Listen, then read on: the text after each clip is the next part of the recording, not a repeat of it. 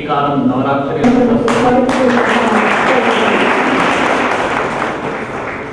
ಇವತ್ತಿನ ಕಾರ್ಯಕ್ರಮಕ್ಕೆ ಮುಖ್ಯ ಅತಿಥಿಗಳಾಗಿ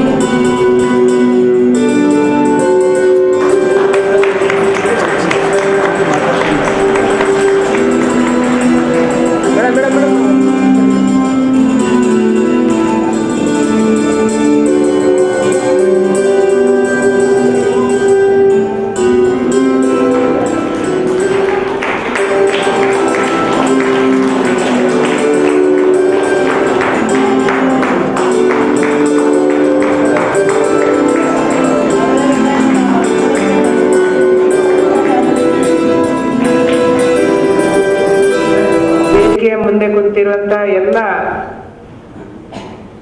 ನಾಟಕ ಪ್ರೇಮಿಗಳೇ, ಮಾಧ್ಯಮದ ಸ್ನೇಹಿತರೆ, ಮಹಾನಗರ ಪಾಲಿಕೆ ಸದಸ್ಯರೇ, ಎಲ್ಲ ಅಧಿಕಾರಿ ಮಿತ್ರರೇ,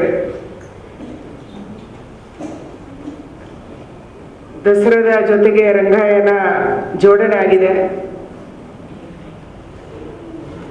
ದಸರಾದ ವಿಶೇಷತೆನೇ ನಮ್ಮ ನಾಡಿನ ಕಲೆಯನ್ನ, ಸಂಸ್ಕೃತಿಯನ್ನ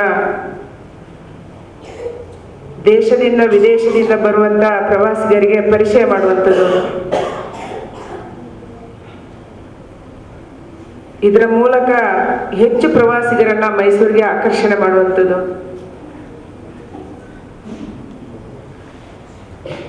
ಇವತ್ತು ಬೇರೆ ಬೇರೆ ವಿಧದ ಕಲಾ ಪ್ರಾಕಾರಗಳು ಮೈಸೂರಿನಲ್ಲಿ ಅನಾವರಣಗೊಳ್ಳುತ್ತಿವೆ.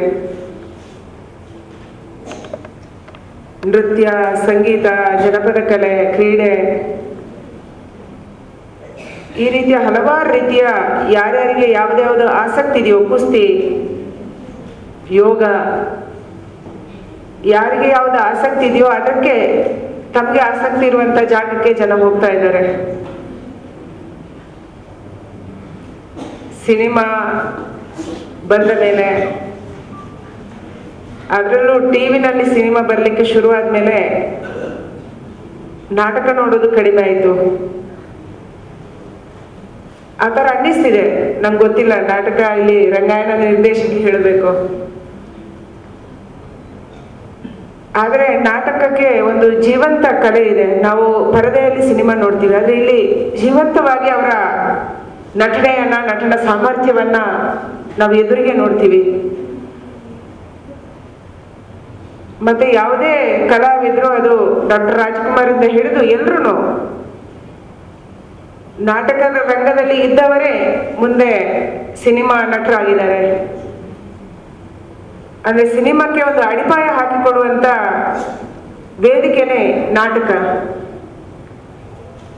ನನಗೆ ಅನ್ಸುತ್ತೆ ಈ ನಾಟಕ ಕಲೆಯನ್ನ ಇನ್ನಷ್ಟು ನಾವು ಬೆಳೆಸಬೇಕಾಗಿದೆ ಯುವ ಪೀಳಿಗೆಯಲ್ಲಿ. ಬೇರೆ ಬೇರೆ ಡ್ಯಾನ್ಸ್ಗಳನ್ನ, ವಿದೇಶದಿಂದ ಆಮದಾಗಿರುವಂತ ಹಲವಾರು ನೃತ್ಯಗಳನ್ನ, ಕಲೆಗಳನ್ನ ನಾವು ನೋಡ್ತಾ ಇದ್ದೀವಿ. ಆದ್ರೆ ಭರಾಟೆಯಲ್ಲಿ ನಮ್ಮ ಕಲೆ ನಶಿಸಬಾರ್ದು. ಗರಡಿ ಇನ್ನಷ್ಟು ಗಟ್ಟಿ ಆಗ್ಬೇಕು, ಬಲ ಆಗ್ಬೇಕು, ಇದು ನಮ್ಮ ಅಪೇಕ್ಷೆ. ಸತ್ಯ, ನಾನು ಕಳೆದ ಬಾರಿ ಬಹುರೂಪಿ ನಾಟಕ ಪ್ರದರ್ಶನದ ಸಂದರ್ಭದಲ್ಲಿ ಈ ರಂಗಾಯಣಕ್ಕೆ ಒಬ್ಬ ಮಹಿಳಾ ನಿರ್ದೇಶಕಿಯನ್ನೇ ತರಬೇಕು ಅನ್ನುವಂತ ಮನಸ್ಸು ನನ್ನಲ್ಲಿದೆ ಅನ್ನುವಂಥದ್ದನ್ನೇ ಹೇಳಿದ್ದೆ. ಅದಕ್ಕಾಗಿ ಹುಡುಕಾಟ ನಡೆದಿತ್ತು. ಜಯಶಿವರನ್ನ ಕೇಳ್ಕೊಂಡಾಗ ಬಹಳ ಒತ್ತಾಯದಿಂದ ಅವರು ಒಪ್ಕೊಂಡಿದ್ದಾರೆ. ನಂಗೆ ಅನ್ಸುತ್ತೆ ಅವರ ನೇತೃತ್ವದಲ್ಲಿ ಈ ರಂಗಾಯಣಕ್ಕೆ ಒಂದು ಹೊಸ ಹುರುಪು ಬರುತ್ತೆ, ಹೊಸ ದೃಷ್ಟಿಕೋನ ಇದಕ್ಕೆ ಸಿಗುತ್ತೆ. ನಮ್ಮ ಯುವ ಪೀಳಿಗೆಯನ್ನ ಇನ್ನಷ್ಟು ನಾಟಕದ ಕಡೆಗೆ, ಕಲೆಯ ಕಡೆಗೆ, ನಟನೆಯ ಕಡೆಗೆ ತಗೊಂಡು ಬರ್ಲಿಕ್ಕೆ ಅವರು ಸಮರ್ಥರಿದ್ದಾರೆ. ಮತ್ತೆ ಆ ಕೆಲಸವನ್ನು ಅವ್ರು ಮಾಡ್ತಾರೆ ಅನ್ನುವಂಥ ವಿಶ್ವಾಸ ನಮ್ದು.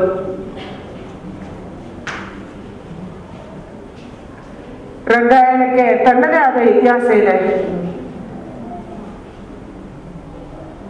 ತರಬೇತಿ, ಶಿಕ್ಷಣ, ಪ್ರೊಫೆಷನಲ್ ಆಗಿ ಇಲ್ಲಿ ತರಬೇತಿ ಕೊಡುವಂತ ವ್ಯವಸ್ಥೆ ಇದೆ. ವಿದೇಶದಿಂದ ಕೇಂದ್ರ ಸರ್ಕಾರ, ರಾಜ್ಯ ಸರ್ಕಾರ ಎಲ್ಲರ ಸಹಾಯ ಪಡ್ಕೊಂಡು ಈ ಸಂಸ್ಥೆಯನ್ನ ಬೆಳೆಸಬಹುದು. ಮಕ್ಕಳಲ್ಲಿ ಇನ್ನಷ್ಟು ಈ ಕಲಾ ಚಟುವಟಿಕೆಯನ್ನ ಬೆಳೆಸಬೇಕು. ಇದರಿಂದ ಮಾನಸಿಕ ವಿಕಸಿತ ಕೂಡ ಆಗುತ್ತೆ, ನೋವನ್ನು ಮರಿಬಹುದು. ಕಲೆಯನ್ನು ಬೆಳೆಸ್ಬೋದು. ರಂಗಾಯಣದ ಮೂಲಕ ಈ ಕೆಲಸ ಆಗ್ಬೇಕು ಅನ್ನುವಂಥದ್ದು ನಮ್ಮ ಅಪೇಕ್ಷೆ. ಖಂಡಿತ ಜಯಶ್ರೀ ಅವರು ಇದನ್ನು ಮಾಡ್ತಾರೆ. ರಂಗಾಯಣಕ್ಕೆ ಯಾವ ಸಹಾಯ ಬೇಕೋ ನಾನು ಖಂಡಿತ ಮಾಡ್ಕೊಡ್ತೀನಿ ಅನ್ನುವಂಥದ್ದನ್ನ ಈಗಾಗಲೇ ಒಂದು ಬೇಡಿಕೆಯನ್ನು ಇಟ್ಟಿದ್ದಾರೆ ಅವರು. ರಂಗಾಯಣಕ್ಕೆ ತನ್ನದೇ ಆದ ಒಂದು ಜಾಗ ಬೇಕು. ಈಗಾಗಲೇ ನಾನು ಅವರಿಗೆ ಹೇಳಿದ್ದೀನಿ, ಮೈಸೂರಿನಲ್ಲಿ ಸಂಗೀತ ವಿಶ್ವವಿದ್ಯಾನಿಲಯ ಆಗ್ತಾ ಇದೆ, ವೇದ ವಿಶ್ವವಿದ್ಯಾನಿಲಯ. ಈ ವಿಶ್ವವಿದ್ಯಾನಿಲಯದ ಹತ್ರನೇ ಬಹಳ ದೊಡ್ಡ ಜಮೀನನ್ನು ನಾವು ಅದಕ್ಕೆ ಗುರುತು ಮಾಡಿದ್ದೀವಿ. ಸುಮಾರು 25 ಎಕರೆ ಜಮೀನನ್ನ ಗುರುತು ಮಾಡಿದ್ದೀವಿ. ಇದರ ಪಕ್ಕದಲ್ಲೇ ಕಾವಕ್ಕೆ ಮತ್ತು ರಂಗಾಯಣಕ್ಕೆ ನಾವೊಂದು 2 ಎಕರೆ ಜಮೀನನ್ನ ಅದರ ಜೊತೆಯಲ್ಲೇ ಕೊಡ್ತೀವಿ. ಅಂದ್ರೆ ಈ ಸಂಸ್ಕೃತಿಗೆ ಒಟ್ಟಾರೆಯಾಗಿ ನಮ್ಮ ಕಲೆಗೆ ಸಂಬಂಧಪಟ್ಟಂತ ಎಲ್ಲ ವಿಚಾರಗಳು ಒಂದೇ ಕಡೆ ಇರಬೇಕು, ಅದನ್ನು ಒಂದೇ ಕ್ಯಾಂಪಸ್ ಅಂತ ತರಬೇಕು, ಇದು ನಮ್ಮ ಅಪೇಕ್ಷೆ. ಅದಕ್ಕಾಗಿ ಈಗಾಗಲೇ ಅವರಿಗೆ ಜಾಗ ಗುರುತಾಗಿದೆ. ಆ ಜಾಗದಲ್ಲಿ 2 ಎಕರೆ ಜಮೀನನ್ನು ನಿಮಗೂ ಕೊಡ್ತೀವಿ. ನಿಮ್ಮ ಸಂಸ್ಥೆಯಲ್ಲಿ ಇನ್ನಷ್ಟು ಬೆಳೆಸಲಿಕ್ಕೆ, ಇನ್ನಷ್ಟು ಕಟ್ಟಲಿಕ್ಕೆ ನಾವು ಅವಕಾಶ ಮಾಡಿಕೊಡ್ತೀವಿ ಅನ್ನೋ ಮಾತನ್ನ ಈ ಸಂದರ್ಭದಲ್ಲಿ ನಾನು ಹೇಳ್ತಾ, ದಸರಾದ ಈ ಸಂದರ್ಭದಲ್ಲಿ ನಿಮ್ಮೆಲ್ಲರಿಗೂ ಶುಭಾಶಯಗಳನ್ನು ಹೇಳಿ, ಈ ನಾಟಕೋತ್ಸವದಲ್ಲಿ ಎಲ್ಲರೂ ಮತ್ತು ಇನ್ನಷ್ಟು ಜನ ಇದರಲ್ಲಿ ಪಾಲ್ಗೊಳ್ಬೇಕು, ನೋಡ್ಬೇಕು, ಆನಂದಿಸ್ಬೇಕು. ಮುಖ್ಯವಾಗಿ ಡಿ.ವಿ. ಕಾರಂತರ ಜನ್ಮದಿನ ಇವತ್ತು ಅಂತ ಹೇಳಿದ್ರು. ತುಂಬಾ ಸಾರಿ ಅನಿಸುತ್ತೆ, ಹಲವರಿಗೆ ವಯಸ್ಸಾಗ್ತಿದ್ದಂಗೆ ಅಥವಾ ಕಾರಂತರಂತವರನ್ನ ನಾವು ಕಳ್ಕೊಂತಿದ್ದಾಗ ನಮ್ಗೆ ಅನ್ಸುತ್ತೆ, ಇಂಥ ಕಲಾವಿದರು ಮತ್ತೆ ಬರ್ತಾರ, ಇಂಥವ್ರು ನಮ್ಗೆ ಮತ್ತೆ ಸಿಗ್ತಾರ ಅನ್ನುವಂಥ ಭಾವನೆ ಪ್ರತಿ ಕ್ಷೇತ್ರದಲ್ಲಿ ಈ ಒಂದು ಅಭಾವ ಇದೆ ಅನ್ನುವಂಥದ್ದು ನಮ್ಗೆ ಮನಸ್ಸಿಗೆ ಕಾಡುತ್ತೆ. ನಂಗೆ ಅನ್ಸುತ್ತೆ ಅವರನ್ನು ನೆನಪು ಮಾಡ್ಕೊಳ್ಳುವಂತ ಈ ಸಂದರ್ಭದಲ್ಲಿ ಅಂತ ಕಲಾವಿದರನ್ನ ಮತ್ತೆ ಬೆಳೆಸುವಂತ ಅಗತ್ಯ ಇದೆ. ಯುವ ಪೀಳಿಗೆ ಒಬ್ಬ ಡಿ.ವಿ. ಕಾರಂತ ಆಗ್ಬೇಕು, ಯುವ ಪೀಳಿಗೆಯಲ್ಲಿ ಒಬ್ಳು ಯುವತಿ ಜಯಶ್ರೀ ಆಗ್ಬೇಕು. ಈ ರೀತಿಯ ಹೊಸ ಒಂದು ಕಲಾವಿದರನ್ನ, ಹೊಸಬರನ್ನ ಬೆಳೆಸುವಂತ ಒಂದು ರೀತಿಯಲ್ಲಿ ನಾವು ತಯಾರಾಗಬೇಕು ಅಂತ ಅನ್ಸುತ್ತೆ. ಈ ರಂಗಾಯಣದ ಮೂಲಕ ಇಂಥ ಹಲವಾರು ಡಿ.ವಿ. ಕಾರಂತರನ್ನ, ಒಳ್ಳೆ ನಾಟಕಕಾರನ್ನ ಬೆಳೆಸುವಂತ ವೇದಿಕೆ ಇದಾಗ್ಲಿ. ಖಂಡಿತ ನಿಮ್ಮ ಎಲ್ಲ ಕೆಲಸಗಳ ಜೊತೆ ನಾವಿದ್ದೀವಿ. ನಾಡಿನ ಕಲೆಯನ್ನ, ಸಂಸ್ಕೃತಿಯನ್ನ ಬೆಳೆಸಲಿಕ್ಕೆ ನಿಮ್ಮ ಜೊತೆ ನಾವಿದ್ದೀವಿ.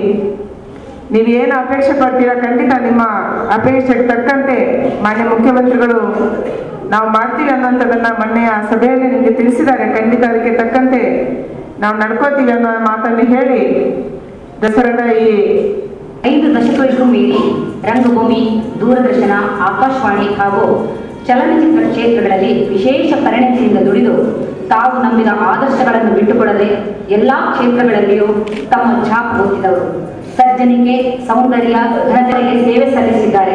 ಅಲ್ಲದೆ ಶ್ರೀ ಸುಬ್ಬಯ್ಯ ನಾಯ್ಡುವರ ಕಂಪನಿಯಲ್ಲಿ 4 ವರ್ಷ, ಉತ್ತರ ಕರ್ನಾಟಕದ ಪ್ರಸಿದ್ಧ ನಾಟಕ ಕಂಪನಿಯಾದ ದೇಸಾಯಿ ಅವರ ಕಂಪನಿ, ಗುಡಿಗೇರಿ ಎನ್ ಬಸವರಾಜ್ ಅವರ ಕಂಪನಿ,